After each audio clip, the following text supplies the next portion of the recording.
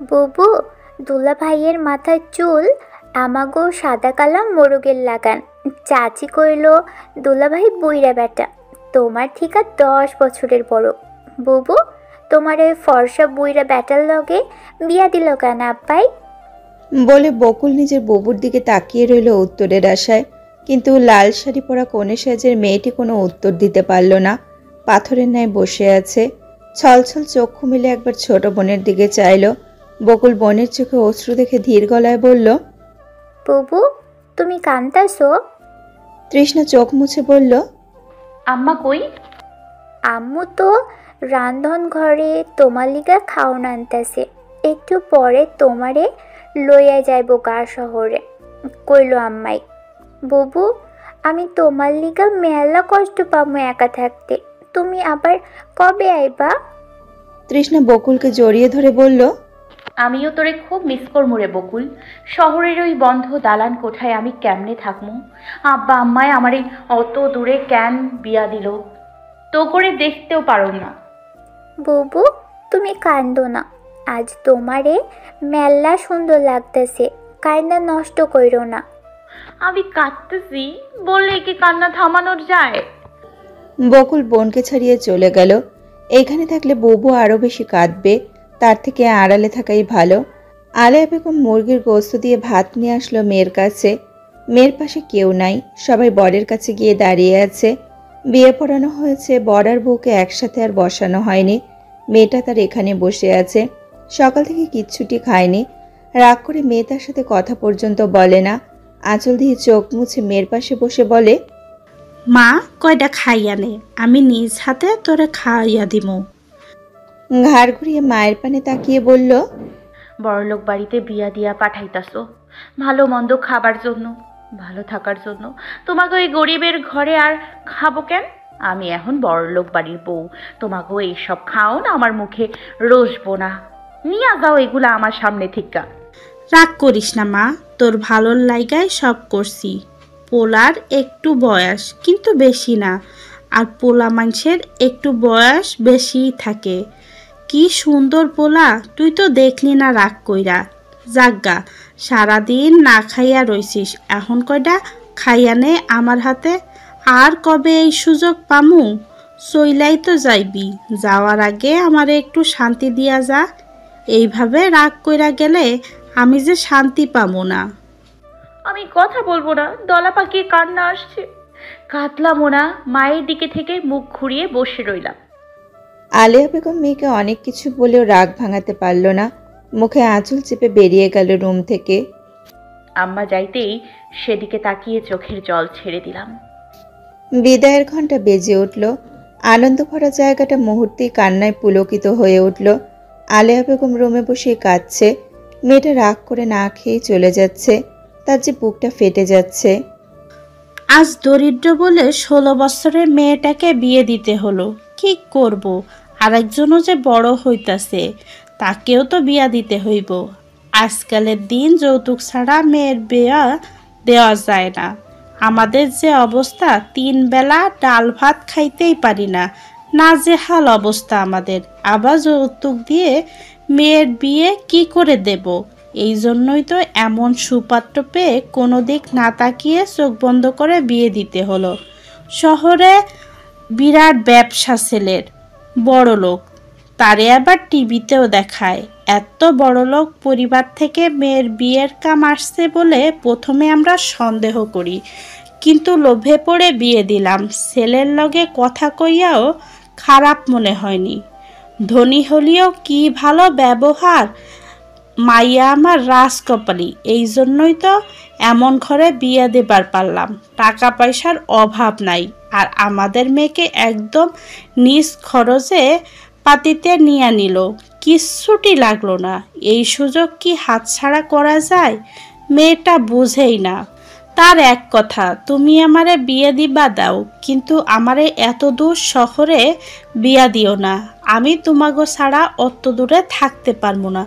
কিন্তু কাছে বলতে কি সেই আমাগো মতো ঘরে বিয়া দিয়া মেয়ের দুঃখের সাগরে ভাসায় দিব নাকি? মেয়ে দূরে থাক, কিন্তু ভালো থাক, এইটাই তো আমাকে চাওয়া। বকুল বোনকে জাপটে ধরে কাঁদছে। কনের বাবা এগিয়ে এসে মেয়ের হাত জামাইয়ের হাতে দিল, বলল, বাবা আমার মেয়েটারে দেখে রাখো, ছোট মানুষ তো বুঝে না সবকিছু, একটু বুঝিয়ে নিও। গ্রামের মানুষ আমরা, শহরে চলতে পারি না, তারে সব শিখায় নিও। তারপর মেয়ের দিকে তাকিয়ে বলল, মা সাবধানে থাকিস। বরের কানে কেউ ফিসফিস করে তখন বলল, জয়ান, অন্তত এবার বের হও। অসহ্য লাগছে এসব ন্যাকামি, আমাদের লেট হয়ে যাচ্ছে। জায়ান তার সদ্য বিবাহ করা স্ত্রীর হাত শক্ত করে ধরে বলল, আসছি। মহিলাটি জায়ানের এক বন্ধু ছিল, তিনি চলে গেলেন। জায়ান ভিড় ঠেলে গাড়ির কাছে এসে হাতটা ছেড়ে দিল। তৃষ্ণা কাঁদছিল তখনও। জায়ান গাড়িতে উঠে বসেছে, বিরক্ত লাগছে ওর। তৃষ্ণাকে ওর ননদ উর্মি গাড়িতে বসিয়ে দিল জায়ানের পাশে। তারপর উর্মিও বসলো। তৃষ্ণা পড়ল মাঝখানে। গাড়ি চলতে শুরু করলো। 7টা বাজে। ঢাকা পৌঁছাতে 4 ঘন্টা লাগবে। এসি চলছে। জায়ান গাড়ির সিটে হেলান দিয়ে চোখ বন্ধ করে আছে। তৃষ্ণা মাথা নিচু করে ফুপিয়ে ফুপিয়ে কাঁদছিল। তৃষ্ণার পাশে বসে আছে তার সদ্য বিবাহ করা স্বামী, যাকে এখনো অবধি তৃষ্ণা দেখেনি। লোকটা বয়স্ক। সবাই বলেছে লোকটা তৃষ্ণার বাবার বয়সী। অন্ধকারে এখন তাকালেও দেখা যাবে না। গাড়ির ভেতরে অন্ধকার। তৃষ্ণা একবার নিজের বাম পাশে তাকালো, একটা মেয়ে, মুখ দেখা যাচ্ছে না। আর একবার বাম পাশে তাকালো, এটা তৃষ্ণার স্বামী, তার মুখ বোঝা যাচ্ছে না। তৃষ্ণা ঢোক গিলল। অজানা কারণেই তৃষ্ণার বুক ঢিপ ঢিপ করছে, ভয় করছে লোকটাকে। এই লোকটার সাথে নাকি তৃষ্ণার থাকতে হবে। এই এত সব অচেনা মানুষের সাথে তৃষ্ণা থাকবে কি করে? গলা শুকিয়ে আসছে তৃষ্ণার। তার গলার কাছে একটু আলো পড়েছে, যা এসেছে ড্রাইভারের সিট থেকে। তাতে শেরওয়ানির কলার দেখা গেলে তাতে স্বর্ণের একটা মোটা চেইন দেখতে পেল। জায়ান হঠাৎ নিজের হাতটা উঁচু করে সেই আলোয় জায়ানের ফর্সা পুরুষালী হাত দেখল, যাতে কালো মোটা দামি ঘড়ি চিকচিক করে উঠল। এই লোকটা যে বিরাট বড় লোক তা তার সাজ পোশাকই বলে দিচ্ছে। এই জন্যই তো আব্বা আমায় বিয়া দিছে, এই টাকা পয়সার লোভে পইরা। শুনছি বিয়েতে নাকি অনেক টাকা দিছিল আয়োজন খরচপাতি করার জন্য। সারাদিন না খেয়ে থাকার ফলে তৃষ্ণার হঠাৎ করেই সবকিছু বের হয়ে আসতে চাইল পেট মোচড় দিয়ে। তৃষ্ণা মুখে হাত দিয়ে হাঁসফাঁস করছিল। তৃষ্ণার পাশে বসে থাকা তৃষ্ণার স্বামী নামক ব্যক্তি হয়তো তৃষ্ণার সমস্যা ধরে ফেলল চট করে। তিনি তৃষ্ণার দিকে এগিয়ে এসে জিজ্ঞেস করল, হোয়াট হ্যাপেন্ড? তৃষ্ণা কথা বলতে পারছিল না, মুখে হাত দিয়ে করে যাচ্ছিল। কথা বললেই সব জায়ানের উপরেই উগড়িয়ে দেবে। আর জায়ান ইংরেজিতে কি বলল তৃষ্ণা বুঝল না। বুঝবে কি করে? তৃষ্ণা তো লেখাপড়া করেনি। জায়ান সামনে ড্রাইভারকে বলল লাইট অন করতে, আর গাড়িও থামাতে বলল। তৃষ্ণা মুখ চেপে মাথা নিচু করে আছে। গাড়ি থামাতেই জায়ান দ্রুত নেমে গেল। তৃষ্ণা নামতে পারল না। মাথায় গিয়ে গাড়ির বাইরে মাথা এলিয়ে উগড়িয়ে দিল বমি। জায়ান তৃষ্ণাকে নামাতে চাইছিল, কিন্তু তৃষ্ণা তার আগেই বমি করে দিয়েছে দেখে লাফিয়ে সরে গেছে। হয়তোবা তৃষ্ণার কাণ্ডে নাকও সিটকেছে। বমি করে তৃষ্ণা লজ্জায় মাথা উঁচু করতে পারছিল না। ভয়ে আতকে নিজের জায়গায় বসে আছে, শাড়ির কুচি মুট করে। তখন তৃষ্ণার ননদকে ঠেলে জায়ান তার পাশে বসলো। তৃষ্ণা জানালার কাছে বসে আছে এখনো। লজ্জায় তৃষ্ণা আর কারোর দিকে তাকালো না, নিচু হয়ে বসে আছে। পেট ব্যথা করছে। খালি পেটে এত দূরে কিভাবে যাবে? তৃষ্ণা অজ্ঞানের মতো পড়ে আছে। তখন তার পাশে বসা তার ননদ উর্মি বলল, ভাবি, তোমার কি খুব খারাপ লাগছে?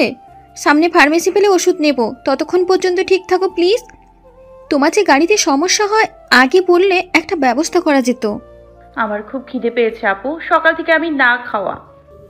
লাজ লজ্জার মাথা খেয়ে বলে দিল খিদের কথা। উর্মি চমকানো চোখে তাকালো এবং কিছু চিন্তা করে বলল, ভাবি, এখনও তো মেন রোড আসেনি। কোনো হোটেল পেলেই খাবারের ব্যবস্থা করে দেব। এখন খাবার কোথা থেকে দেব? এইভাবে না খেয়ে আসে কেউ? তৃষ্ণার কথা বলতে পারল না লজ্জায়। উর্মি সামনে থেকে পলি এনে তার হাতে দিল। আবার যদি বমি পায় এই জন্য। গাড়ির জানালাও খোলা। তৃষ্ণা আরও 2বার বমি করল। মনে হয় পেটে নাড়ি ভুড়ি বেরিয়ে আসবে। পেট খালি, এছাড়া আর কি বা আসতে পারে। 1.5 ঘন্টা পর গাড়ি থামল। তৃষ্ণাকে নিয়ে বেরিয়ে এলো উর্মি ও তার দেবর। সে তার স্বামী নামক ব্যক্তিটাকে দেখেনি আসতে। হোটেল থেকে তৃষ্ণাকে ভাত, গরুর গোশত, ডাল ও মাছ ভাজা দিয়েছে। সে খিদের জেলায় গপাগপ খেত, কিন্তু পারল না, গলা ছুলে গেছে, খেতে কষ্ট হচ্ছে। তাও তরকারি কম নিয়ে শুধু ভাত গিলছে পেটের খিদায়। গাড়িতে এসে তৃষ্ণাকে পানি ও ঔষধ দিয়েছে উর্মি। খেয়ে চোখ বন্ধ করেছিল। সমস্ত অপরিচিত মানুষদের সাথে যাচ্ছে। এনারা হয়তো প্রথম দিনেই তাকে দেখে নাক সিটকাচ্ছে। লাইট আবার নিভিয়ে দিয়েছে। অন্ধকারে এসে ভিড় করেছে গাড়িটাতে। তৃষ্ণা উর্মিকে দেখেছে, মারাত্মক সুন্দর তিনি। তার পরনে ছিল লেহেঙ্গা, কি সুন্দর করে সেজেছে। তৃষ্ণা ছলছল চোখে তাকিয়ে ভাবছিল। উর্মি আবার বলল, ভাবি এখন কেমন লাগছে? তৃষ্ণা মাথা নেড়ে সম্মতি দিল। তার স্বামী কেন একবারও তার খোঁজ নিল না? বৈরা বেটা বিয়ে করেছে, সেও এখন তার অবজ্ঞা করছে। চোখ দিয়ে গলগলিয়ে পানি পড়তে লাগলো। তৃষ্ণা ফুপিয়ে আবার কেঁদে উঠল। তখনই গম্ভীর গলায় স্বামী নামক ব্যক্তির আওয়াজ শুনে থমকে উঠল। ভরাট গলায় তিনি বলে উঠলেন, Urmi, ask her to stop crying. তৃষ্ণা আবছা অন্ধকারে সেই দিক পানে তাকিয়ে রইল। জায়ানের দেখা যেমন পেল না, তেমনি জায়ানের বলা একটা শব্দ তৃষ্ণার মাথায় মস্তিষ্কে ধরা খেল না। ফ্যাল ফ্যাল করে বোঝার চেষ্টা করছিল জায়ান কি বলল। জটিল সেই বাক্যগুলো তৃষ্ণা বুঝতে পারল না। এদিকে উর্মি তৃষ্ণাকে আর কিছু বলল না। তৃষ্ণা সেসব ভাবতে ভাবতেই ঘুমিয়ে পড়ল। ঘুম ভাঙল কারো চিৎকার স্বরে। তৃষ্ণা ধরফড়িয়ে উঠল। তৃষ্ণার সামনে একটা অতি সুন্দরী মেয়ে দাঁড়িয়ে তৃষ্ণাকে ডেকে যাচ্ছে ভাবি ভাবি বলে। তৃষ্ণা তার দিকে বোকা চোখে তাকিয়ে আছে। ভাবি ওঠো, আমরা চলে এসেছি, বের হও গাড়ি থেকে। আস্তে আস্তে তৃষ্ণার বিয়ে হওয়া থেকে শুরু করে গাড়ির সমস্ত ঘটনায় তৃষ্ণার মনে পড়ল। তাড়াতাড়ি গাড়ি থেকে নেমে দাঁড়ালো। উর্মি তৃষ্ণাকে নিয়ে বাসার ভেতর ঢুকতে লাগলো। তৃষ্ণা চোখ বড় বড় করে দেখছিল সব। এটা কোনো বাড়ি না রাজমহল তৃষ্ণার জানা নেই। রাজপ্রাসাদের মতো বাড়ি। এখন রাত, কিন্তু তবু এত আলো, এত আলোকিত চারপাশ যে এখানে রাত মনে হচ্ছে না। সাদা দালানটা চিকচিক করছে আলোয়। সবচেয়ে যেটা তৃষ্ণার নজর কাড়ল তা হলো বাসার সামনে বড় করে লেখা নিঝুম ভিলা। রাজপ্রাসাদের মতো একটা বড় দরজা। এই দরজা খুলে তৃষ্ণার মনে হয় তৃষ্ণার 3 পরিবার এই দরজা দিয়ে একেবারে ঢুকতে পারবে। এত বড় দরজা দেখে তৃষ্ণা বড়সড় একটা ঢোক গিলল।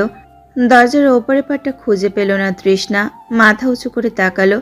তৃষ্ণা ভাবল এই দরজার জন্য তালগাছের মতো লম্বা আর হাতির মতো মোটা মানুষ দরকার। সেই এই দরজার জন্য উপযুক্ত। সেখানে তৃষ্ণা খাটো মানুষ, নিজেকে একটা পুতুলের সমান লাগছে। উর্মি তৃষ্ণাকে টেনে ভেতরে নিয়ে আসলো। এই বাসা থেকে তৃষ্ণার বাসায় গিয়েছিল 5 জন মানুষ। তৃষ্ণার স্বামী, উর্মি, তৃষ্ণার দেবর আর তৃষ্ণার স্বামীর 2 জন ফ্রেন্ড। তৃষ্ণা জানে না ওদের গুরুজন কেউ কেন যায়নি। ভেতরে গিয়ে তৃষ্ণা আরো চমকালো।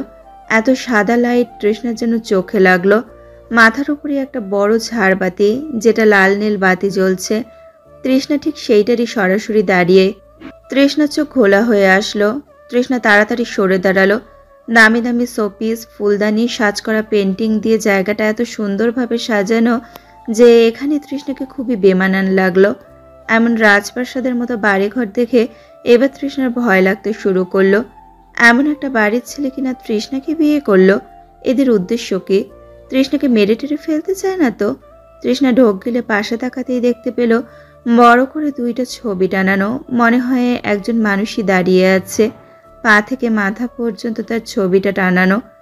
তৃষ্ণা বড় বড় চোখ করে পেন্টিংটার দিকে তাকিয়ে আছে।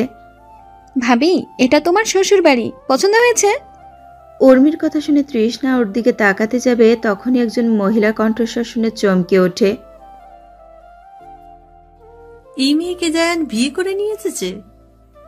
উর্মি বললেন, হ্যাঁ মম। মহিলাটির দিকে তাকালো। ফর্সা ধবধবে শরীরে সিল্ক রানী গোলাপি শাড়ি পরে আছে। শরীরের অধিকাংশ জায়গা দেখা যাচ্ছে। হাত কাটা ব্লাউজ, ঠোঁটে লাল লিপস্টিক, কান পর্যন্ত চুল ছেড়ে দেওয়া, চোখে একটা চশমা। তিনি তৃষ্ণার পা থেকে মাথা পর্যন্ত দেখে চেঁচিয়ে কাউকে ডেকে উঠলেন, লিয়া কাম ফাস্ট। হাঁটু পর্যন্ত টাইট টপস পরিহিত একটা চাকমা মেয়ে দৌড়ে আসলো। তৃষ্ণা হাঁ করে তাকিয়ে আছে। Yes ma'am. This is Jayan wife, take her to a room. কথাটা বলে তিনি আবার তৃষ্ণার দিকে তাকিয়ে বললেন, ইওর নেম? তৃষ্ণা ঢোক গিলে তাকিয়ে আছে। এরা সবাই ইংরেজিতে কেন কথা বলছে? তৃষ্ণা তো কিছুই বুঝতে পারছে না। তৃষ্ণাকে চুপ করে থাকতে দেখে উনি কপাল কুঁচকালেন। উর্মি বললেন, মম ভাবির নাম তৃষা। উনি তৃষ্ণার দিকে অদ্ভুত করে চেয়ে চলে গেল ফোন কানে ধরে। লিয়া মেয়েটি তৃষ্ণাকে নিয়ে এলো একটা রুমে। তৃষ্ণা চারপাশ তাকাতে তাকাতে এলো। সে তৃষ্ণার সাথে ইংরেজিতে কথা বলতেই তৃষ্ণা বলল, আমি আপনার কথা বুঝি না। আপনি আমার লাগান কইরা কথা কন। লিয়া বললেন, আচ্ছা ম্যাম, আপনি এখন ফ্রেশ হন। বিছানায় আপনার পোশাক রাখা আছে। এই রুম আপনার। এখন থেকে এখানেই আপনি থাকবেন। বলেই চলে গেল মেয়েটি। তৃষ্ণা বিশাল বড় রুমটায় দাঁড়িয়ে আছে। রুমের মাঝখানে একটা বড় বিছানা, একটা ড্রেসিং টেবিল।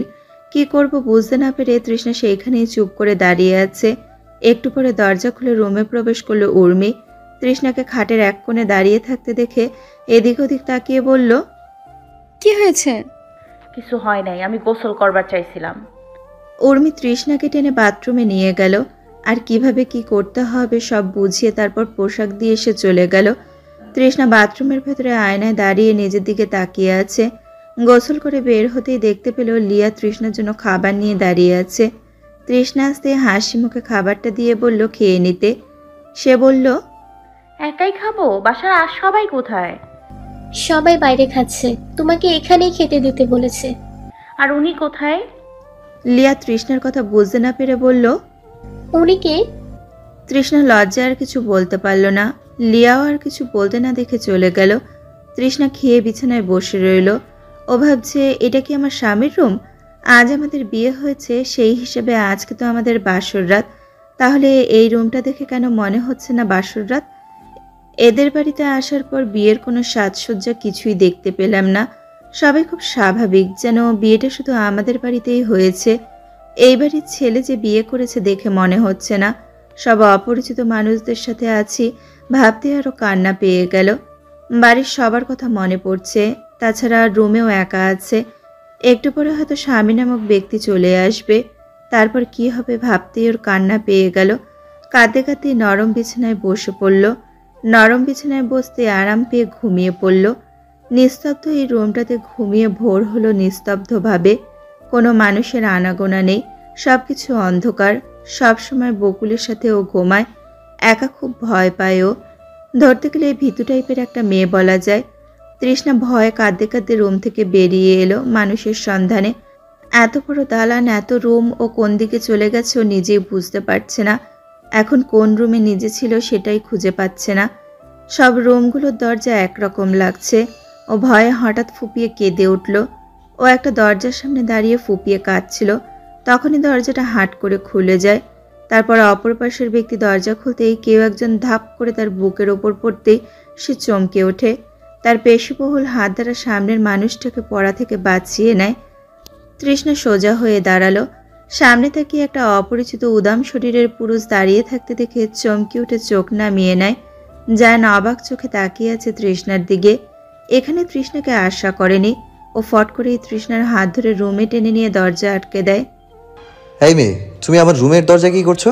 আমার রুম চিনলে কি করে? বিস্মিত গলায় বলল। লজ্জায় তৃষ্ণা তাকাতে পারছে না। ওর সামনে একটা ছেলে শুধু ট্রাউজার পরে দাঁড়িয়ে আছে। ভাবতেই লজ্জায় ওর কান গরম হয়ে আসছে, সাথে ভয়ও পাচ্ছে। ও একজনের বউ হয়ে এসেছে, সেই ব্যক্তিকে তো দেখতেই পেল না। উল্টা অন্য পরপুরুষের সামনে এই অবস্থায় দাঁড়িয়ে আছে। ও পেছনে করে দরজা খুলতে গেল। জান শক্ত করে ওর হাত ধরে বললেন, আনসার মি।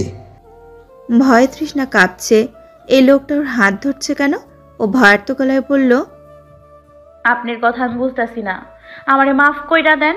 আমি ভুল কইরা আপনার রুমের সামনে চলে আইছি। আপনি আমার হাত ধরছেন কেন? আমার স্বামী জানলে কিন্তু রাগ করব। ছাড়েন আমার হাত। কপট রাগ দেখিয়ে বলল। জায়ান তৃষ্ণার কথা শুনে চমকে হাত ছেড়ে দিল। অবাক চোখে তাকিয়ে আছে তৃষ্ণার দিকে। এই মেয়ে, তাকাও আমার দিকে। তৃষ্ণা তাকালো না। জায়ান এবার থমকে উঠল। তৃষ্ণা ভয়ে মাথা তুলে তাকালো জায়ানের মুখের দিকে। জায়ান নিজের মুখটা এগিয়ে এনে বললেন, এবার বলো, কে রাগ করবে? তৃষ্ণা কাঁপা কাঁপা ঠোঁট নাড়িয়ে বলল, আমার স্বামী। What are you mad? আমি হাত ধরলে তোমার স্বামী রাগ করবে? তোমার স্বামীকে দেখেছো? তার নাম কি? আমি কিছু জানি না। একটা থাপ্পড় মারবো। নাম বলো। স্বামীকে এত ভয় পাওয়ার তার নাম জানো না? জায়ান। আমাকে ভালো করে দেখো তো, তোমার স্বামীর সাথে মিল পাও কিনা। বলার অপেক্ষা করেনি তৃষ্ণা, তাকিয়েই ছিল। লোকটার মাথায় নজর পড়ল সবার আগে। কালো মাথার চুলগুলো যেন হলুদ করেছে। তৃষ্ণা তো শুনেছিল ওনার মাথার চুল সাদা কালো, ওনার মাথার চুল তো তেমন না, একটু অন্যরকম হলুদ করা। এটা তো কালার করা। অমন তৃষ্ণাতের গ্রামে বৃষ্টি আপু করেছিল। আপনি কে? জায়ান আহনাফ। চমকালো তৃষ্ণা, চোখ দুটো বড় বড় করে তাকিয়ে আছে জায়ানের দিকে। ভেরি ব্যাড, নিজের হাজবেন্ডকে চিনতে পারলে না। এমন বোকাশোকা বউ পাবো বলেই তো এমন পিচ্ছি মেয়েকে ধরে বিয়ে করে নিয়ে আসলাম। শোনো মেয়ে, তোমার বোকামো আর সরলতা দেখে আমি ইমপ্রেস হয়েছি, এজন্য তোমাকে একটা গিফট দেব, আসো আমার সাথে। বলে জায়ান টেনে তৃষ্ণাকে ভেতরে নিয়ে আসলো। নিজের আলমারি খুলে কিছু একটা বের করে তৃষ্ণার সামনে এসে দাঁড়ালো। তার হাতের গিফটটা দেখে তৃষ্ণা ভয়ে কেঁপে উঠল। এমন গিফট কেউ দেয়? এটা কি গিফট নাকি তৃষ্ণাকে ভয় দেখানোর জিনিস? জায়ান জিনিসটা তৃষ্ণার দিকে এগিয়ে আনছে। তৃষ্ণা ভয় কাঁপতে কাঁপতে বিছানায় ঠাস করে পড়ে গেল। ও আল্লাহ গো, সাপ! আমার কাছে আইয়েন না, আমি খুব ডরাই সাপ দেখা। ভয়ে চোখ মুখ অন্ধকার করে বলল তৃষ্ণা। ভয়ে তৃষ্ণা কাঁপছে অবিরত, থেকে থেকে ঢোক গিলছে। জায়ান হাতের খেলনা সাপটাকে তৃষ্ণার দিকে এগিয়ে দিয়ে বললেন, শোনো বাচ্চা, আমি এই খেলনা সাপ দিয়ে আমি ছোটবেলায় খেলতাম। ভেবেছিলাম আমার বেবিদের দেখাবো তার বাবার প্রিয় খেলনা, কিন্তু বেবি আসার আগে বাচ্চা বউ পেয়েছি, তাই এটা তোমাকে দিলাম। ধরো, নাও, আমার প্রিয় খেলনা তোমায় গিফট করলাম। বলেই জায়ান সাপটা তৃষ্ণার দিকে ছুঁড়ে মারল। ভয়ে তৃষ্ণা চিৎকার করে উঠল। সাপ ওর হাতের উপর পড়েছে। ও লাফিয়ে উঠে পড়ল আর ভয়ে লাফালাফি চিৎকার করতে লাগলো। এইসব দেখে জায়ান ঠোঁট প্রশস্ত করে হাসছে। তৃষ্ণা লাফালাফি করতে গিয়ে শাড়ির আঁচল ফেলে দিয়েছে। জায়ান তা দেখে ধমক দিয়ে বললেন, এই মেয়ে, থামো। তৃষ্ণা থামছে না, ভয়ে চিৎকার করছে। ওইভাবেই দৌড়ে দরজা খুলতে চাইল। জায়ান শক্ত গলায় বললেন, বাচ্চা মেয়ে হলেও তুমি খুব অবাধ্য, কথা শোনো না। বলেই হাত ধরে টেনে দরজার সামনে থেকে টেনে এনে বললেন, লাফালাফি করে শাড়ি খুলে ফেলেছো, সেটা বুঝতে পারছো না? আঁচল ঠিক করো। তৃষ্ণা ভয়ার্ত কণ্ঠে বলল, আপনি আমাকে ভয় দেখাইলেন কেন? আমার আত্মা বের হয়ে আসছে ভয়ে। খেলনা সাপ তোমায় কামড়ে দিতে পারবে না, তবুও ভয় পেলে কেন? ইডিয়েট, শাড়ি ঠিক করো। তৃষ্ণার শরীর ভয়ে কাঁপছে থরথরিয়ে। তৃষ্ণা কাঁপা হাতে ঠিক করতে চেয়েও পারছে না। হাতের উপর সাপ পড়েছিল মনে পড়তে হাত কেটে ফেলে দিতে ইচ্ছে করছে ওর। ও ঢোক গিলে লজ্জা ভয় মিশ্রিত গলায় বলল, পারছি না, দেখুন আমার হাত কাঁপছে। জায়ান বিরক্ত করে চোখে তাকালো হাতের দিকে। সত্যি কাঁপছে। মনে হচ্ছে শীতল হাওয়া দাঁড় করিয়ে রেখেছি, তাই থরথরিয়ে কাঁপছে। তার বউ এত ভীতু ভাবতেই জায়ানের লজ্জা লাগছে। সামান্য খেলনা সাপ দেখে এই মেয়ের এই অবস্থা। কপালে আঙুল ঠেকিয়ে চুপ করে আছে জায়ান। মনে হচ্ছে ওর এই সাপ এই মেয়ের গলায় ঝুলিয়ে রাখতে। নিজের রাগ কন্ট্রোলে করে গম্ভীরতা বজায় রেখে নিচু হয়ে খয়েরি শাড়ির আঁচলটা হাতে তুলে উঠে দাঁড়ালো আর নিজেই গুছিয়ে দিয়ে বললেন, get out from my room. বলেই রিমোট দিয়ে দরজা খুলে দিল। তৃষ্ণা কাঁপতে কাঁপতে বেরিয়ে এলো। এমন ভয়ঙ্কর স্বামী কিনা আমার কপালে ছিল। আব্বা আম্মায় আমার এমন একজনের কাছে বিয়া দিল যে কিনা প্রথম দিনেই ভয় দেখাইয়া মারতে চাইছিল। ঢোক গিলে হাঁটতে লাগলো। নিজের রুম না পেলেও দেখা হলো তৃষ্ণার দেবর জোভানের সাথে। তৃষ্ণাকে দেখে এগিয়ে এসে বললেন, ভাবি, তুমি কি ভাইয়ার সাথে দেখা করতে গিয়েছিলে? বলেই একবার পেছনে জায়ানের রুমের দিকে তাকালো। তৃষ্ণা চুপ করে তাকিয়ে আছে, কথা বলছে না দেখে জোভান আবার বললেন, ভাবি। কিছু কইবেন? না ভাবি, তুমি কি কিছু নিয়ে ভয় পাইছো? তৃষ্ণা কাপা গলায় বলল, সাপ। জোভান চমকে উঠে বললেন, কোথায় সাপ?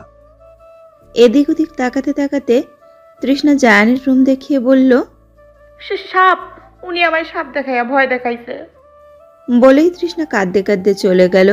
জোভান অবিশ্বাস্য চোখে তাকিয়ে রইল। তারপর জায়ানের রুমে নক করলো। জায়ান বিরক্তকর মুখে বললেন, কি হয়েছে? ভাই, তুমি ভাবিকে ভয় দেখিয়েছো? ভয় দেখাবো কেন আজব? ভাবি যেটা বলে কাঁদছিল। দেখো, আমাকে ডিস্টার্ব করিস না। এমনিতেই ওই মেয়ে আমার মাথা খারাপ করে গেছে সকাল সকাল। বলেই জায়ান ঠাস করে জোভানের সামনে দরজা আটকে দিল। তৃষ্ণার সাথে দেখা হলো লিয়ার। সেই তাকে রুমে পৌঁছে দিল। তৃষ্ণা বিছানায় শক্ত হয়ে শুয়ে রইল। বেলা গড়ালো। সকালে নাস্তা করার পর ও বের হয়ে এক অপরিচিত বাচ্চা ছেলে মেয়ে দেখল। দুজনে সেম ডিজাইনের পোশাক পরে আছে। এরা দুজন ছেলে মেয়ে বুঝেছে একজনের মাথায় ছুটি করা চুল দেখে আর একজনের মাথায় ছোট চুল। এত মিল ও হাঁ করে তাকিয়েছিল। গুলুমুলু মোটাসোটা দুইজনেই ওর দিকে কেমন জানি করে তাকিয়েছিল। ও কাছে ডাকতেই দুইজনে দৌড়ে চলে গেল। যাওয়ার আগে বলেছে, ওইটা নোংরা মেয়ে, মাম্মা তার কাছে যেতে মানা করেছে। তৃষ্ণা চমকিত চোখে তাকিয়ে আছে। কথাগুলো ওর কানে বাড়ি খাচ্ছে। তৃষ্ণা অন্যমনস্ক হয়ে ড্রয়িং রুমে চলে এলো হাঁটতে হাঁটতে। এইখানে এসে তৃষ্ণা অনেক মানুষ দেখে দেওয়াল ধরে দাঁড়িয়ে পড়ল। দূর থেকেই তৃষ্ণা জায়ানকে চিনে ফেলল। ক্লিন শেভ করা ফর্সা মুখটা শক্ত গম্ভীর করে বসে আছে। তার পরনে কালো প্যান্ট ও কালো কোট। দূর থেকে তার সিল্কি খাড়া খাড়া কালার করা চুলগুলো ঝিলমিল করছে। জায়ানের পাশেই তার মতোই একটা মোটাসোটা গম্ভীর লোক বসে আছে। তার গায়ে অ্যাশ কোট, তার মাথার চুল লাল। সাদা চুলে মেহেন্দি দিলে যেমন হয়। উনি কে? ওনার ছবি তো ড্রয়িং রুমে টানানো। দুজনে পাশাপাশি বসা। তাদের সামনে আরও দুজন লোক বসে আছে। তাদের পেছনে দুজন লোক দাঁড়িয়ে আছে। কিছু পেপারস নিয়ে তারা গভীর মনোযোগ দিয়ে আলোচনা করছে। হঠাৎ করে জায়ান রক্তিম চোখে তৃষ্ণার দিকে তাকালো। চোখের ইশারায় কিছু বোঝাতে চাইলে তৃষ্ণা মাথা মুন্ডু কিছুই বুঝল না, কিন্তু তার তাকানো দেখে ভয় পেয়ে গেছে। তিনি নিজের হাতের দিকে তাকাতেই দেখল তার হাতের আঙুল নাড়িয়ে আমাকে চলে যেতে বলছে ভেতরে। তৃষ্ণা বোকা চোখে তাকিয়ে সেখানেই দাঁড়িয়ে আছে। তৃষ্ণা দেখতে পাচ্ছে জায়ানের ফর্সা মুখটা আস্তে আস্তে রক্তিম হয়ে উঠছে। তখনই উর্মি আসলো আর তৃষ্ণার হাত ধরে বলল, এখানে কি করছো? আব্বু ভাইয়া কাজ করছে, চলো এখান থেকে। বলেই টেনে নিয়ে গেল সেখান থেকে ওকে। ওখানে থাকলে কি হবে? জানি না, কিন্তু আব্বু ভাইয়া নিজেদের কাজের সময় আমাদের থাকতে মানা করেছে। তোমার সাথে আমার জরুরি কথা আছে। বলো ভাবি। আপু, তোমার ভাই আমাকে কেন বিয়ে করেছে? এটা কেমন প্রশ্ন ভাবি? আমি বাড়ি কবে যাব? অসহায় মুখ করে বলল, কাল যাবে হয়তো। আজকে যাওয়ার কথা ছিল, কিন্তু ভাইয়া আজ বিজি, তাই কাল যাবে। তোমাদের বাসার সবাই কেমন জানি অদ্ভুত, এমন করে কেন? তুমি তো বাচ্চা মেয়ে, এর জন্য এমন লাগছে। উর্মি চলে গেল। আজ সারাদিনে বুঝতে পারল এই বাসায় লোকজনের অভাব নেই, কিন্তু অদ্ভুত, কাউকেই তৃষ্ণা চেনে না। তারা সম্পর্কে তৃষ্ণার কি হয় জানে না। তারাও জানতে চায় না তৃষ্ণার সম্পর্কে। অদ্ভুত, এ তৃষ্ণা কোন রহস্যের দুনিয়ায় এসে পড়ল। রাতে শুয়ে ভাবছে, তৃষ্ণা মনে হয় প্রথম নারী যে শ্বশুরবাড়ি এসেও স্বামীর দেখা পায় না। তার ঘর, তৃষ্ণার ঘর আলাদা। তৃষ্ণা শ্বশুর শাশুড়ি কাউকে চেনে না। প্রথম দিন সেই মহিলাটিকে শাশুড়ি ভেবেছিল, তার আর দেখা পেল না। ননদ, দেবর আর ওই লিয়া ছাড়া কাউকেই তৃষ্ণা চেনে না। আজব কারবার। আর ওই বাচ্চাগুলো তৃষ্ণাকে নোংরা কেন বলল? তৃষ্ণার শরীরে কি ময়লা আছে? কই, তৃষ্ণা তো যথেষ্ট পরিষ্কার পরিচ্ছন্ন আছে। গ্রামে থাকাকালীন তৃষ্ণা মাঠে ঘাটে গাছে উঠে দৌড়ঝাঁপ করত, তখন না হয় ময়লা থাকতো, কিন্তু এখন এই বদ্ধ দালানে তৃষ্ণা ময়লা পায় কই? তৃষ্ণাকে নোংরা কেন বলল? বকুলকে খুব মনে পড়ছে। দুই বোন গলা জড়িয়ে শুয়ে কত কথা বলতো। আজ তৃষ্ণা একা। গতকাল ক্লান্তিতে ঘুমিয়ে পড়েছিল, আজ ঘুমাবে কি করে? বিছানায় ছটফট করে উঠে বসলো। 2 দিন ধরে এই বদ্ধ দালানে আটকে বসে আছে। বাইরে প্রকৃতির নিঃশ্বাস নিতে পারছে না, দম বন্ধ হয়ে আসছে। রুম থেকে বেরিয়ে ডানে হাঁটতে লাগলো। সকালে বামে গেছিল, তখন জায়ানের রুম পেয়েছিল। একটু হাঁটতে পূর্ব দিকে গেলে 2 কদম যেতেই দেখলো একেবারে শেষ মাথায় চলে এসেছে মনে হয়। ফিরে আসতে যাবে তখনই সেই বদ্ধ কোণার রুমটায় দরজায় বাড়ি দিল কেউ। তৃষ্ণা চমকে উঠে পেছনে করতে যাবে, তখনই একটা হাত তৃষ্ণার হাত ধরে টেনে আটকে দিল। তৃষ্ণার বুক ছ্যাত করে উঠল। ও ঢোক পেছনে ফিরতেই ভরাট গলায় লোকটা বলে উঠলেন, এই মেয়ে, তুমি এখানে কি করছো? তৃষ্ণা কাপা গলায় আমতা আমতা করে কিছু বলতে যাবে, তখনই লোকটা ওকে নিয়ে এলো এক অন্ধকার জায়গায়। দেয়ালে ঠেসে ধরে লোকটা তৃষ্ণার কোমর চেপে ধরে ফিস ফিস করে বললেন, বাচ্চা মেয়ে, এত দূর আসলে কি করে? তোমাকে তো বোকা ভেতু ভেবেছিলাম। তুমি এখানে আসার সাহস পেলে কি করে, তবু এত গভীর রাতে? অন্ধকারে একজন পুরুষের কণ্ঠস্বর শুনে ও হাতে স্পর্শ পেয়ে তৃষ্ণা চমকে উঠল, ছটফট করে ছাড়তে চেষ্টা করল। আজকেও বলবে নাকি স্বামী রাগ করবে? বলেই জায়ান আর একটু ঘনিষ্ঠ হলো তৃষ্ণার সাথে। তৃষ্ণা সত্যি বলে উঠল, স্বামী রাগ করবে কেন? আপনিই তো স্বামী। জায়ান তৃষ্ণাকে টেনে তৃষ্ণার রুমে নিয়ে এলো। তৃষ্ণা কাপা গলায় জিজ্ঞেস করলো, ওই রুমে কেউ দরজা ধাক্কা দিচ্ছিল, ওই রুমে কে থাকে? আছে একজন, তুমি ওই রুমের আশেপাশে যেও না, উনি কিন্তু পাগল, তোমাকে দেখলে খামচি দিতে পারে। পাগল শুনে তৃষ্ণা ভয় পেয়ে গেল। পাগলও খুব ভয় পায়। ওদের এলাকায় এক পাগল আছে, নাম সুফি পাগল। সারাদিন রাস্তাঘাটে ঘোরাফেরা করে, একাই কথা বলে, মাথায় উস্কো খুস্কো চুল টানে, মাঝে মাঝে বসে চিৎকার করে, আর এলাকার মানুষকে দেখলেই কিছু না কিছু ছুঁড়ে মারে। তৃষ্ণা ঢোক গিলে বলল, আপনাদের বাড়িতে পাগলও আছে? পাগল বাড়ি রাখছেন কেন? আমি পাগল খুব ভয় পাই। জায়ান শক্ত গলায় বললেন, তো তোমার জন্য কি এখন বাসার মানুষকে বের করে দেব? না, তা বলিনি। পাগলটা আপনার কি হয়? এত প্রশ্নের উত্তর দিতে বাধ্য নই, যাও ঘুমাও, একদম যেখানে সেখানে যাবে না। বলেই জায়ান গটগট পায়ে হেঁটে চলে গেল। বললেন না কেন? তার মানে এর মধ্যে ঘাপলা আছে। তৃষ্ণার মনে কৌতূহল জাগলো, জানার কৌতূহল, কিন্তু ভাবলেই কি আর জানা যায়? সকালের নাস্তা তৃষ্ণা রুমে করলো না, বাইরে চলে এলো। লিয়া চিৎকার করতে করতে তৃষ্ণার পেছনে ছুটে বাইরে চলে এসেছে। ততক্ষণে তৃষ্ণা নিজের গন্তব্যে এসে পড়েছে। এসেই বলে উঠল, আমি একা রুমে খাবো না, আমি এই বাসার বউ, আমি সবার সাথে বসে খাবো। বলতে বলতে তৃষ্ণা লিয়ার হাত থেকে খাবারের প্লেট হাতে নিয়ে সামনে এগিয়ে গেল। টেবিলের সামনে আসতে ওর হাত থেকে খাবার সহ প্লেট নিচে পড়ে গেল। তৃষ্ণা হতবিহ্বল চোখে সামনে তাকিয়ে আছে। জায়ান একটা মেয়েকে খাইয়ে দিচ্ছে, আর তার থেকেও চমকানো বিষয় হলো জায়ান মেয়েটাকে বউ বউ বলে ডাকছে। তৃষ্ণা চোখ কপালে তুলে তাকিয়ে আছে। ওর স্বামী অন্য মেয়েকে খাইয়ে দিচ্ছে, আবার তাকে বউ বলছে। তৃষ্ণাকে দেখে তারাও চমকে উঠেছে। তৃষ্ণা বিস্মিত নয়নে চেয়ে আছে। জায়ানও তার পাশে বসা মেয়েটা তৃষ্ণার দিকে তাকিয়ে আছে। তৃষ্ণা ঠোঁট কামড়ে ধরে কান্না আটকায়। জায়ানের দিকে তাকিয়ে বলল, আপনার আরেকটা বউ আছে, এজন্য আমাকে রুমে থেকে বের হতে দেন না, আলাদা রুমে রেখেছেন। হায় আল্লাহ, এ আমার কি হলো? আব্বা, তুমি এ কোন লোকের সাথে বিয়ে দিলে আমায়? হাত পা ছড়িয়ে বসে কাঁদতে লাগলো তৃষ্ণা। সবাই ভ্যাবাচাকা খেয়ে তাকিয়ে আছে। এখানে তৃষ্ণাকে কেউ আশা করেনি।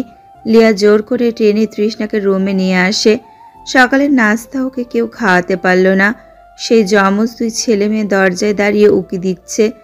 তৃষ্ণা এটা ওটা জিজ্ঞেস করছে চেঁচিয়ে চেঁচিয়ে লিয়াকে। তখনই রুমে প্রবেশ করে জায়ান। ওকে দেখে লিয়া বেরিয়ে যায় রুম থেকে।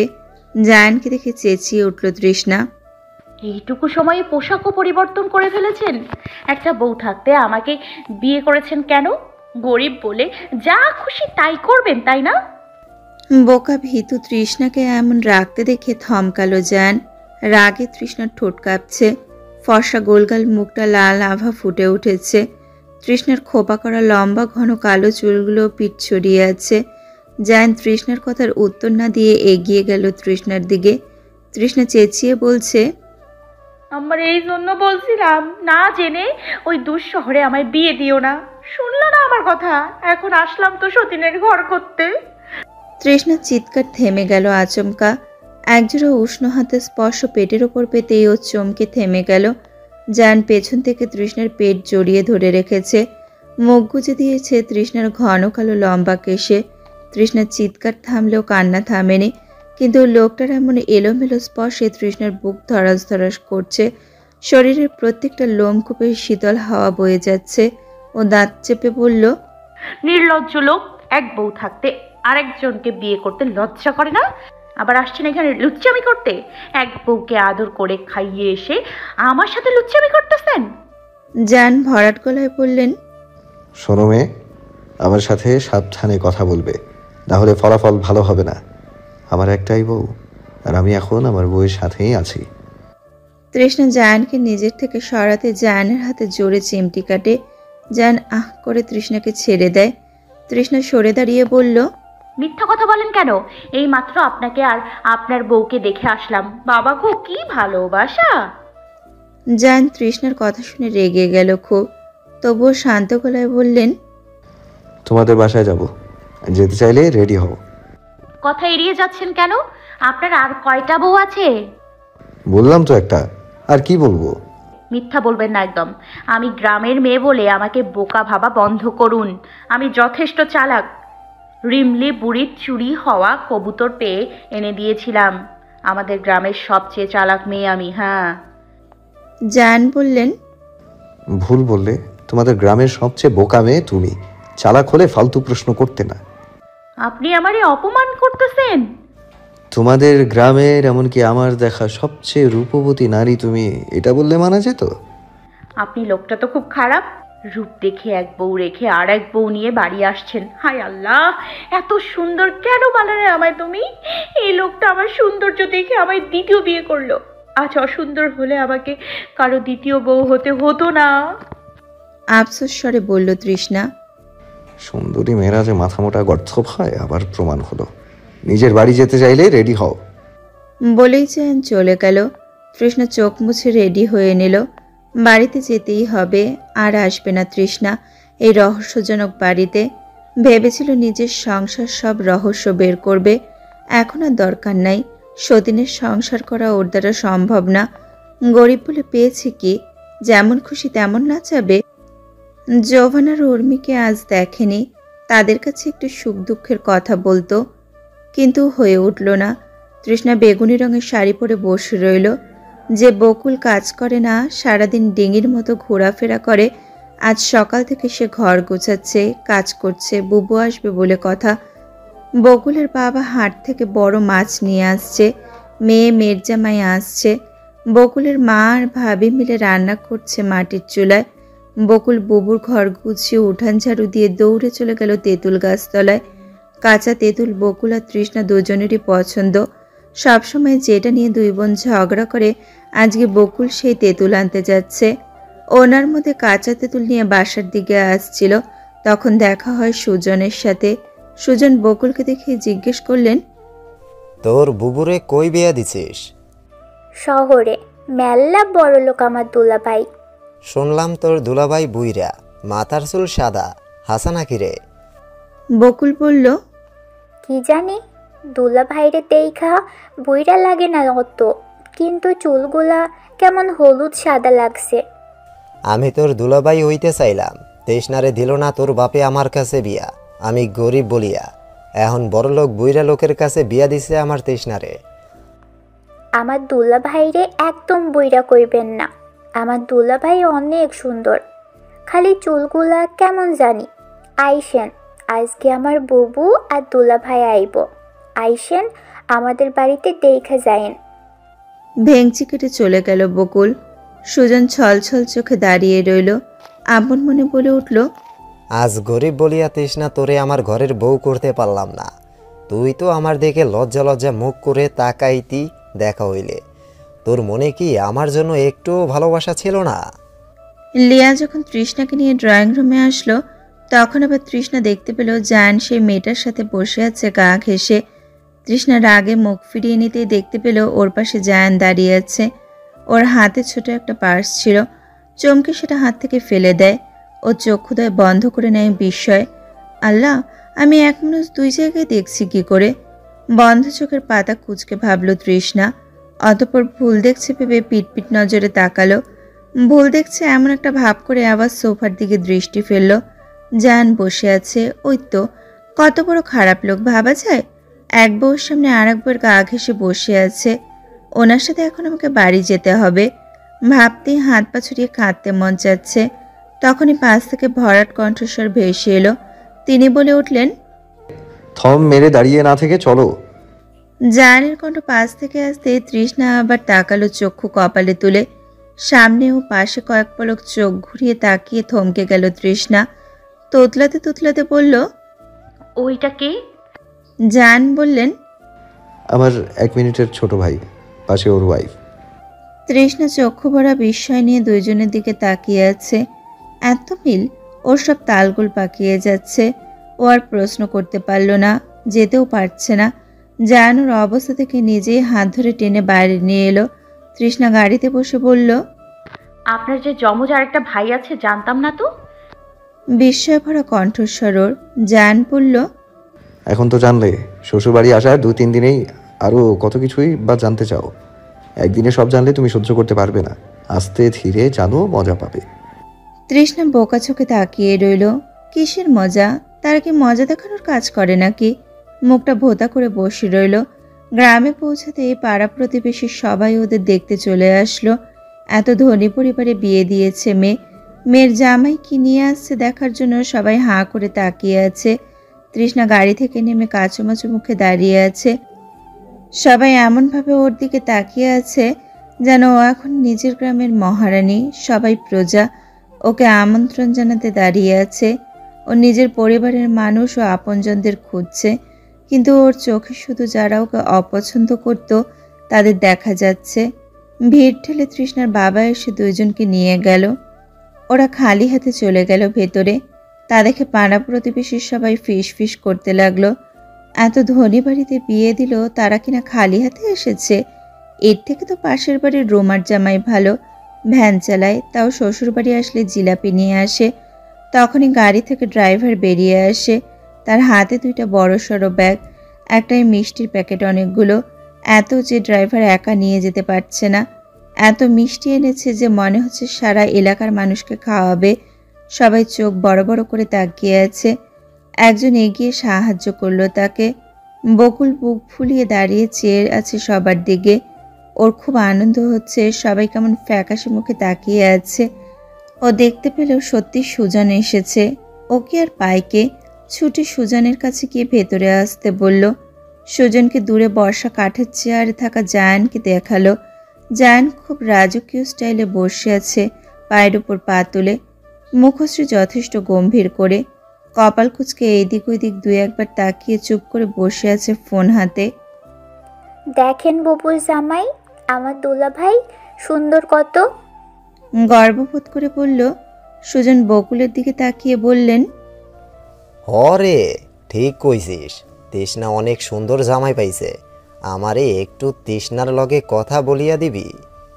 কেন, আমার বুবুল লগে আপনার কি কথা? ও তো আবার শহরে চইলা যাইব গা, তাই কথা বলতেই চাইছিলাম একটু। আবার কবে আসবে দেখা তো আর হইব না মনে হয়। আইসা দেখি, বুবুরে বলবো নি, যদি দেখা করতে চাই তাইলে দেখা করবেন। সুজন চলে যেতে ধরলে বকুল বাধা দিয়ে দৌড়ে চলে গেল মিষ্টি আনতে। সুজনের হাতে মিষ্টি দিয়ে হাসলো আর বলল, আমার দুলা ভাইয়েরা না মিষ্টি খান। সুজন নেবে না বলেও নিল, তারপর চলে গেল। যার আগে আর একবার জায়ানের দিকে চেয়েছিল। জায়ান তখন চোখে সানগ্লাস পরে উঠে দাঁড়িয়েছিল। তৃষ্ণা রাগ করে চলে গেছিল, তাই এখন মায়ের বুকে মুখ গুজে বসে আছে। এই 3 দিন কি কষ্ট করে কেটেছে ও তা বোঝাতে পারবে না। তৃষ্ণার মা মেয়েকে শান্ত করে মেয়ের জামাইকে ঘরে নিয়ে এলো। জায়ানকে তৃষ্ণার রুমে বসিয়ে পিঠা এনে দিল তৃষ্ণার হাতে।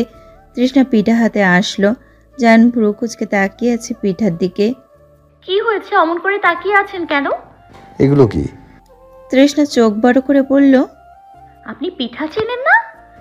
পিঠা চিনবো না কেন? তাহলে এগুলো কি বলছেন? আমি এই পিঠা আগে কখনো খাইনি। ও বলেই তৃষ্ণা হাতে 3 পদের পিঠার নাম বলল জায়ানকে। জায়ান নারিকেল দিয়ে বানানো পাকন পিঠা হাতে নিল। তৃষ্ণা তাকিয়েছিল। ওর কেন জানি মনে হচ্ছে জায়ান পিঠা খেতে চাচ্ছে না, কিন্তু ওর সামনে সেটা বলতে পারছে না। ও ঠোঁটে হাসি টেনে কামড় বসালো। কেমন? ভালোই। আরেকটা খান। ভালো লাগবে না ভেবেছিলাম, কিন্তু ভালোই।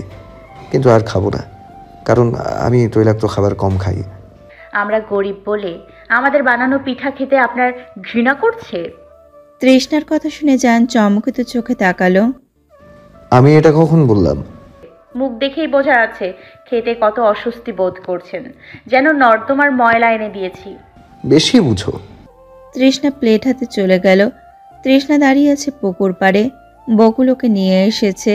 তৃষ্ণা সুজনের কথা শুনে রাজি হয়ে গেছে। এলাকার ভাই, আগে দেখা হলেই সুজনের খোঁজ খবর নিত, সেই সুবাদে রাজি হয়েছে। ও তো আর জানে না সুজনের মনে ওর জন্য ভালোবাসা আছে। ও সাদা মনেই এসেছে, কিন্তু কে জানতো এখানে আসা ওর জন্য বিপজ্জনক হবে। বকুল তৃষ্ণাকে আর সুজনকে কথা বলতে দিয়ে দৌড়ে চলে গেল ঢ্যাঁড়স খেতে। মা নিতে বলেছিলেন। তৃষ্ণাকে দেখে সুজন অপলক দৃষ্টিতে তাকিয়ে আছে। তৃষ্ণার গলায় স্বর্ণের গহনা, গায়ে দামি শাড়ি, কি সুন্দর লাগছে তৃষ্ণাকে। লম্বা চুল বেনি করে পিঠে ফেলে রেখেছে। তৃষ্ণা হাসি মুখে বলল, কেমন আছো সুজন ভাই? সুজনের বুকে রক্তক্ষরণ হচ্ছে, কিন্তু সেটা বাইরে প্রকাশ করল না। বুকের চাপা ব্যথা বুকেই চেপে রেখে মুখে জোরপূর্বক হাসি এনে বললেন, আসি, তুমি খুব সুখেই আছো তাই না? কত বড়লোক বাড়ি, বিয়ে হইছে, সুখে তো থাকবেই। আমার ভাবনার থেকেও তারা বেশি ধনী জানো সুজন ভাই, কিন্তু তারা আমার মতো গরিব মেয়েকে কেন বউ করলো? তোমার সৌন্দর্যের সামনে ধনীর দুলালি মেয়েরাও হার মানবে। তোমার রূপ তোমাকে রানী করলো তৃষ্ণা। সুজন ভাই, তোমার কথা কেমন জানি লাগছে। আগে তো আমার এত প্রশংসা করনি কখনো। অন্যের বউ হইছো বলে কি এখন আর প্রশংসা করা যাবে না? সেটা কখন বললাম? আগে তো কখনো আমাকে সুন্দর বলেনি, তাই বললাম। আমি তাহলে আসি, ভালো থেকো। বলেই তৃষ্ণা চলে যাবার জন্য পেছন ঘুরতে যাবে, তখনই সুজন তৃষ্ণার হাত ধরে ফেলে ফট করে। তৃষ্ণা চমকে সুজনের দিকে তাকায়। সুজনের চোখ ছলছল করছে, অসহায় মুখ করে ওর দিকে তাকিয়ে আছে। তৃষ্ণা সুজনের এমন ব্যবহার দেখে হতভম্ব, চোখ কপালে তুলে হাতের দিকে তাকিয়ে আছে। কি করছো সুজন ভাই? হাত ছাড়ো। সুজন হাত ছাড়ল না, উল্টো শক্ত করে ধরে বলল, তোমারে ছাড়া আমি খুব কষ্টে আছি তৃষ্ণা। তোমার বিয়া হইছে তারপর থেকে আমি এক রাতও ঘুমাইতে পারি নাই। ওই বড়লোক স্বামীরে পেয়ে এই গরিব সুজনরে ভুলে গেলে এইভাবে? তৃষ্ণার চক্ষুদয় বিস্ময়ে বড় বড় হয়ে গেল। কি বলছে এসব সুজন ভাই? কেন বলছে? পাগল হলো নাকি? তুমি কি বলছো এসব? আমি তোরে খুব ভালোবাসি রে তৃষ্ণা, তুইও তো আমারে ভালোবাসতি, তাইলে কেন বড়লোক বাড়ি পেয়ে আমারে ভুলে গেলি? সুজন ভাই, তোমার মাথা খারাপ হয়েছে? কি সব বলছো? তুমি আমায় ভালোবাসতে কই? আগে তো কখনো বলনি। আর আমি তোমারে ভালোবাসি কবে বলেছি? কেন এসব উল্টাপাল্টা কথা বলছো? হাত ছাড়ো আমার। সুজন হাত না ছেড়ে ভালোবাসার কথা বলে যাচ্ছে। তৃষ্ণা ছটফট করছে ছাড়াতে। কি বিপদে পড়ল, কেন যে আসতে গেল? সুজন ভাই এমন পাগলামি করবে জানলে কখনোই আসতো না তার সাথে দেখা করতে। দুজনে দাঁড়িয়ে আছে নিজেদের তর্ক বিতর্ক নিয়ে। তখন সেখানে আগমন ঘটে জায়ানের। জায়ান একটানে সুজনের থেকে তৃষ্ণার হাত ছাড়িয়ে নেয়। তৃষ্ণার কাঁধে এক হাত রেখে টেনে নিজের সাথে জড়িয়ে সুজনের দিকে তাকায় রাগী চোখে। সুজন জায়ানের রাগী দৃষ্টি দেখে ভয়ে চুপসে গেছে। তৃষ্ণা কিছু বলতে যাবে, তার আগে জায়ান সুজনের হাত ধরে টেনে ধাক্কা মেরে পুকুরে ফেলে দেয়। হতভম্ব তৃষ্ণা একবার জায়ান ও একবার সুজনের দিকে তাকায় বোকা চোখে। অতঃপর ভয়ার্ত স্বরে বলে ওঠে, এটা কি করলেন? সুজন ভাই তো সাঁতার জানে না, তিনি পানিকে ভয় পায়। তাড়াতাড়ি তাকে ওঠানোর ব্যবস্থা করতে হবে, না হলে তো মারা যাবে। জায়ান বলল, চুপ। বলেই টেনে তৃষ্ণাকে বাড়ি নিয়ে এলো। টিউবওয়েলের কাছে বালতি ভর্তি পানি ছিল। সেই পানিতে তৃষ্ণা যে হাত সুজন ধরেছিল সেই হাত ডুবিয়ে ধরে খুঁজতে লাগলো। এসব কি করছেন? হাত জ্বলছে। ওদিকে সুজন ভাই মরণাপন্ন, তাকে কি মেরে ফেলতে চান? জায়ান নিষ্ঠুর গলায় বললেন, সে মরে গেলে আমার কি? বিপজ্জনক মানুষ বেঁচে না থাকাটাই বেটার। আল্লাহ রক্ষা করেছে সুজন ভাইকে, তিনি বেঁচে আছেন। তৃষ্ণা তো খুব ভয় পেয়ে গেছিল, তবুও বাসা থেকে বের হয়ে খোঁজ নিতে পারছিল না, কারণ জায়ান ওকে নজরে নজরে রাখছিল। আগেই সে বলেছে ওইসব লোকের খোঁজ খবর নেওয়ার দরকার নাই, কিন্তু পরে খবরটা নিতে পেরেছে বকুলের কাছ থেকে। ও এসে বলল, বুবু, সুজন ভাইকে নিজাম কাকা পানি থেকে উঠিয়েছে। তৃষ্ণা স্বস্তির নিঃশ্বাস ফেলল। তার ব্যবহারে তাকে ঘৃণা করলেও চায় না তিনি মরে যাক, তিনি সুস্থ থাকুক, ভালো থাকুক, এই কামনা করে। তৃষ্ণা জায়ানের জন্য জগ ভর্তি পানি নিয়ে আসলো। জায়ান একটু পরপর পানি চাচ্ছে শুধু, এই জন্য জগ ভর্তি পানি আনতে গেছিল নিজের রুমে রাখবে বলে। পানি নিয়ে আসতে জায়ান শোয়া থেকে উঠে বসলো। তৃষ্ণার দিকে তাকিয়ে বললেন, রেডি হয়ে নাও, একটু পর আমাদের ফিরতে হবে।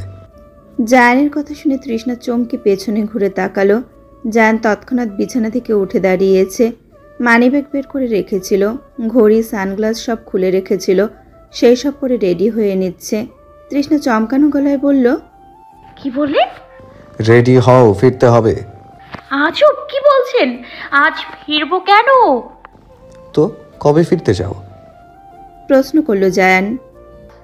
আজ আসলাম আর আজকেই চলে যাব? কয়দিন থাকবো না? না, তোমার এখন বিয়ে হয়ে গেছে। বাবার বাড়ি কয়দিন থাকতে চাও? দেখা করানোর জন্য নিয়ে এসেছিলাম, এখন ফিরবো। বলেই জায়ান বেরিয়ে গেল রুম থেকে। তৃষ্ণা স্তব্ধ হয়ে দাঁড়িয়ে রইল। জায়ানের শক্ত কণ্ঠের কথা শুনে ও হতভম্ব। দরজায় দাঁড়িয়ে দেখলো ওর বাবার সাথে জায়ান কিছু নিয়ে কথা বলছে। তৃষ্ণা শক্ত হয়ে দাঁড়িয়ে রইল। জায়ান বাইরে থেকে শক্ত গলায় ডেকে উঠল। ও রুমে ঢুকে খাটের উপর বসে রইল। ওর চক্ষু ছলছল করছে। একদিনও থাকতে দেবে না। এত পাষাণ একটা লোকের সাথে ওর বিয়ে কেন হলো? তৃষ্ণার মা এসে মেয়েকে বললেন, জামাই বাবাজিরে আজকে অন্তত থাকতে বল, এত দূর থেকে আসলি, একদিনও থাকবি না? তৃষ্ণার গলায় কান্না এসে আটকে আছে। তৃষ্ণা কান্না গিলে বলল, তোমাগো বড়লোক জামাই এই গরিব ঘরে থাকতে পারবে না, তাই জোর করো না। সুখে থাকতে বিয়ে দিয়েছো, এখানে থেকে আর দুঃখে ভাসবো কেন? তিনি আর কথা বললেন না। মেয়ে ভুল কিছু বলেনি। জামাই এই ঘরে থাকতে পারবে না। দুপুরে খাওয়ার সময় ও 2 লোকমা খেয়ে উঠে গেছে। তৃষ্ণা আজকে আর রাগ করে গেল না। মাকে জড়িয়ে ধরে বলল, আম্মা, আমার জন্য দোয়া করিও। ওই বাড়িতে আমার খুব একা লাগে জানো। ওই বাড়িতে অনেক মানুষ, কিন্তু সেখানে আমি খুব একা। একটা রুমের ভেতর থাকতে হয় আমাকে, দম বন্ধ হয়ে আসে। শ্বশুর শাশুড়ির খেদমত করিস, জামাই বাবাজি যা বলে তাই করবি, তার কথার অমান্য করবি না এখনো, সেই তোর অভিভাবক। তৃষ্ণা বিড়বিড় করে বলল, শ্বশুর মশাইরে তো দেখলামই না, আর শাশুড়িকে নজর দেখতে পেয়েছিলাম। তোমার জামাই বাবাজির দর্শন ওই বাড়িতে গেলে পাওয়া মুশকিল। কিছু বলবি? না। বাইরে থেকে জায়ানের কণ্ঠস্বর ভেসে আসলো। তৃষ্ণাকে ডাকছে। তৃষ্ণা বেরিয়ে এলো। বকুল দাঁড়িয়ে কাঁদছে। ভেবেছিল তৃষ্ণারা 2 দিন থাকবে, কত ভালো হবে, কিন্তু একদিনও থাকবে না, চলে যাবে এক্ষুনি। সেই দুঃখেও নাকের জল চোখের জল এক করে কাঁদছে। সবাই মন খারাপ করে তৃষ্ণাকে বিদায় দিল। তৃষ্ণা গাড়িতে বসে ফুপিয়ে ফুপিয়ে কাঁদছে। জায়ান বিরক্তকর গলায় বললেন, কান্না অফ করো। তৃষ্ণা নাক টেনে বলল, আমার জায়গায় থাকলে বুঝতেন। আজ যদি মেয়েদের বদলে ছেলেদের এভাবে নিজের পরিবার ছেড়ে অন্যের বাড়িতে গিয়ে থাকতে হতো, তাহলে বুঝতেন আমার কত কষ্ট হচ্ছে। তাহলে আপনি এরকম ভাবে আমাকে নিয়ে যেতে পারতেন না। সেটা যেহেতু হবে না, তাই সেই কষ্ট বোঝার চেষ্টা করে লাভ নেই। সত্যি করে বলুন, আপনি কি সুজন ভাইয়ের জন্য আমাকে এভাবে নিয়ে যাচ্ছেন? আসার সময় তো বললেন না এই একটুখানি সময়ের জন্য যাচ্ছেন। এই ছেলেকে আমি ভয় পাই নাকি, যে ওই ছেলের ভয়ে আমি তোমাকে নিয়ে শহরে পাড়ি জমাবো? শ্বশুর বাড়ি এসে যেহেতু থাকতেই পারবেন না, আপনার এতই অস্বস্তি, তাহলে এমন বাড়ির মেয়েকে বিয়ে করলেন কেন? আপনার আমার বাড়িতে গিয়ে খারাপ লাগতেই পারে, কিন্তু আমার যে কত ভালো লাগছিল, আপনি আমার দিকটা ভাবলেন না। এখানে থাকার চেয়ে তুমি আমার কাছে বেশি ভালো থাকবে, তাই এখানে রাখার চেয়ে বাসায় নিয়ে যাওয়াটাই ভালো মনে করেছি। তৃষ্ণা কথা বলল না। জায়ানকে ওকে কল করে কথা বলল। তারপর কল কেটে তৃষ্ণার দিকে তাকালো। মেয়েটা এখনো কাঁদছে। ও এগিয়ে এসে তৃষ্ণার কাঁধ ধরে টেনে নিজের সাথে মিশিয়ে নিল। তৃষ্ণা কান্না থামিয়ে অবাক চোখে তাকালো জায়ানের দিকে। জায়ান তৃষ্ণার মাথা বক্ষে চেপে ধরে বললেন, ঘুমাও, কষ্ট কমে যাবে। আপনি খুব নিষ্ঠুর, কষ্ট বেদনা বোঝেন না। কত আশা করে এসেছিলাম আজ কয়েকদিন থাকবো, কিন্তু সব আশা ভেঙে দিলেন। জায়ান তৃষ্ণার মাথায় হাত বুলিয়ে বললেন, ঘুমাও, জেগে থাকলে আরো কষ্ট হবে, এসব ভুলে ঘুমাও। এতই সহজ পরিবারকে ভুলে যাওয়া? আপনি পারবেন? আমি তো ভুলেই গেছি, এবার তোমার পালা। তৃষ্ণা চমকে তড়াক করে জায়ানের বক্ষ থেকে মাথা উঠিয়ে ফেলল। ঢোক গিলে বলল, কি বলেন আপনি? উঠলে কেন? রাগান্বিত স্বরে বললেন, আপনি ওটা কি বললেন? আমি আমার পরিবারকে ভুলে যাব আর আপনি ভুলে গেছেন মানে কি? জায়ান তৃষ্ণার হাত ধরে টেনে আবার নিজের বক্ষে ওর মাথা চেপে ধরল। 2 হাতে ওর ছোট শরীরটা আবদ্ধ করে বললেন, ঘুমাও। তৃষ্ণা বুঝতে পারল জায়ান উত্তর দেবে না, তাই অযথা ওনাকে কোনো প্রশ্ন করে লাভ নেই। তৃষ্ণা শান্ত হয়ে জায়ানের বক্ষে মাথা ঠেকিয়ে রইল। এত শক্ত করে ধরেছে ওর ঘাড় ব্যথা হয়ে আসছে। ও মিনমিন করে বলল, একটু হালকা করে ধরেন, আমাকে তো চ্যাপটা করে দিলেন। জায়ান সঙ্গে সঙ্গে হাতের বাঁধন আলগা করে নিল। তৃষ্ণা কখন ওইভাবে ঘুমিয়ে পড়েছে নিজেও জানে না। জায়ান ঘুমন্ত তৃষ্ণাকে খুব যত্ন সহকারে নিয়ে আসলো বাসায়। গেটের ভেতরে এসে গাড়ি থামলো। জায়ান তৃষ্ণার ঘুম ভাঙালো না। খুব সাবধানে ঘুমন্ত তৃষ্ণাকে 5 কোলে তুলে বাসার ভেতরে আসলো। সবাই ঘুমিয়ে পড়লেও ড্রয়িং রুমে বসেছিল জায়ানের মা জেসমিন। তিনি জায়ানের কোলে তৃষ্ণাকে দেখে দাঁড়িয়ে পড়লেন আর বললেন, এসব কি? এই মেয়েকে তুমি এভাবে নিয়ে এসেছো কেন বাসায়? She is my wife. তাকে যেভাবে খুশি সেভাবেই নিয়ে আসতে পারি। এতে আপনার কোনো প্রবলেম? প্রবলেম থাকলেই কি তুমি আমার কথা শুনবে? যেহেতু জানিনি শুনবো না, তাহলে জেগে বসে আছেন কেন? তোমার সাথে আমার জরুরি কথা ছিল। শ্বশুর বাড়ির জামাই আদর খেয়ে আমি এখন ক্লান্ত। এখন আমি বিশ্রাম নেব, কোনো কাজ করতে পারবো না।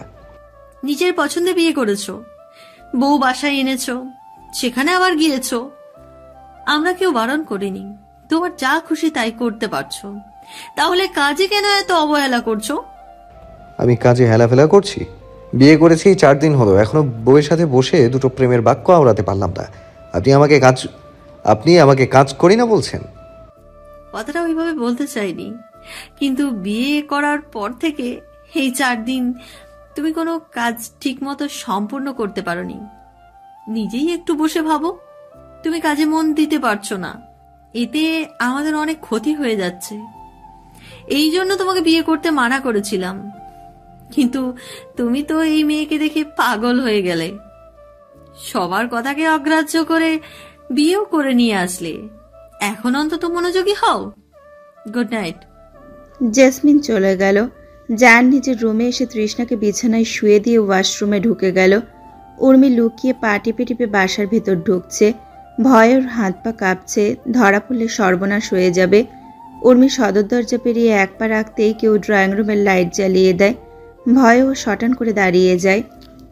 উর্মির সামনে দাঁড়িয়ে আছে জোভান। জোভানের হাতে পানির বোতল। জোভান ঘুম ঘুম গলায় বলল, তুমি বাইরে থেকে আসলে কেন? এত রাতে কোথায় গিয়েছিলে? উর্মি জোভানকে দেখে স্বস্তির নিঃশ্বাস ত্যাগ করল। ভয়ে ওর আত্মা বের হয়ে আসছিল। জোভান বাদে যদি অন্য কেউ হতো তাহলে কি সর্বনাশ হতো। ও ছুটে এসে জোভানের মুখ চেপে ধরে বলল, ভাই আমার চুপ যা, বাসার কেউ জানতে পারলে আমার সর্বনাশ হবে। তুই যে কাজে নিচে এসেছিস সেই কাজে যা, তারপর রুমে যেয়ে ঘুমা। যা বলার কালকে বলবো। জোভানকে রেখে ছুটে পালালো উর্মি। নিজের রুমে এসে স্বস্তি পেল। হঠাৎ করে লাইট জ্বালানোর জন্য ও তো খুব ভয় পেয়ে গেছিল আজকে না ধরা পড়ে যায়, কিন্তু খুব জোর বেঁচে গেছে। জোভান বাদে অন্য কেউ আসেনি। উর্মি রুমে এসে একটা টেক্সট করে দিল অজ্ঞাত এক ব্যক্তিকে। সে ব্যক্তিটা স্বস্তি পেয়ে চলে গেল। তৃষ্ণা ঘুমের ঘরে দেখতে পাচ্ছে কেউ ওর গলা চেপে ধরেছে। হঠাৎ একটা ভয়ঙ্কর হাসি দিল মহিলাটি। মহিলাটি একটা পাগল, আর সেই পাগল ওর দিকে তাকিয়ে হাসছে। তার 2 হাতে ওর গলা টিপে ধরেছে, ওকে হত্যা করার চেষ্টা করছে। ওর দম বন্ধ হয়ে আসছে, চক্ষুদ্বয় খোলা হয়ে আসছে। ও নিজেকে ছাড়িয়ে নেওয়ার জন্য ছটফট করছে, কিন্তু মহিলাটির শরীরে এতটাই শক্তি যে ও পেরে উঠছে না। তাই আস্তে আস্তে নিজের সব ছটফটানি থামিয়ে দিল। তখনই ও চিৎকার করে নিজের ও জায়ানের ঘুম ভাঙিয়ে দিল। তৃষ্ণার চিৎকারে জায়ানও চমকে উঠে বসেছে। টেবিল লাইট জ্বালিয়ে তৃষ্ণার দিকে তাকিয়ে দেখে তৃষ্ণা ভয়ে কাঁপছে, শরীরে ঘাম ছেড়ে দিয়েছে। ঘুমের মধ্যে এমন ভয় কেন পেল জায়ান বুঝে উঠতে পারছে না। ও প্রশ্নবোধক চোখে তাকিয়ে আছে তৃষ্ণার পানে। অতঃপর কি যেন ভেবে বিছানা থেকে উঠে 1 গ্লাস পানি এনে দিল তৃষ্ণার দিকে। তৃষ্ণা পানি পেয়ে গপাগপ পানি খেয়ে নিল, যেন কত জন্মের তৃষ্ণার্ত ছিল। হোয়াটস হ্যাপেন্ড? তৃষ্ণা জায়ানের কথা শুনল বা বুঝলো কিনা বোঝা গেল না। তৃষ্ণা নিজে থেকে কাঁপা কাঁপা গলায় বলল, ওই পাগলটা আমাকে মেরে ফেলবে। কি ভয়ঙ্কর শক্তি তার! অনেক জোরে আমার গলা চেপে ধরেছিল। আমাকে বাঁচাও আব্বা, আম্মা কোথায় তোমরা? আর্তনাদ করে উঠল তৃষ্ণা। জায়ান চট করেই ধরে ফেলল তৃষ্ণা স্বপ্ন দেখেছে। ও বড় লাইট জ্বালিয়ে রুমে আলোকিত করে ফেলল, আর তৃষ্ণার দিকে তাকিয়ে বলল, তৃষ্ণা, এখানে কোনো পাগল নেই, তুমি খারাপ স্বপ্ন দেখেছো। তৃষ্ণা ভয়ার্ত চক্ষু মেলে জায়ানের দিকে তাকিয়ে বলল, আপনি আমার রুমে কি করছেন? জায়ান গ্লাসের জায়গায় রেখে এসে বললেন, আমি তোমার রুমে না, তুমি আমার রুমে আছো। তৃষ্ণা চক্ষু কপালে তুলে এদিক ওদিক হাড় ঘুরিয়ে বলল, আমি আপনার রুমে কেন? আমি তো গাড়িতে ছিলাম। বাড়ি আসলাম কখন? বাসায় সময় মতোই এসেছি, কিন্তু তোমার ঘুমটা অসময়ে চলে এসেছিল, এজন্য আর ডাকিনি। ডাকেন নাই কেন? আপনি আমায় বাসার ভেতরে কি করে নিয়ে আসলেন? আর যেভাবেই নিয়ে আসুন না কেন, আমার রুমে না দিয়ে নিজের রুমে নিয়ে এসেছেন কেন? ঘুমন্ত অর্থ মৃত ব্যক্তিকে একলা রুমে রাখতে ইচ্ছে হলো না। এখন মনে হচ্ছে না না রেখেই ভালো করেছিলাম।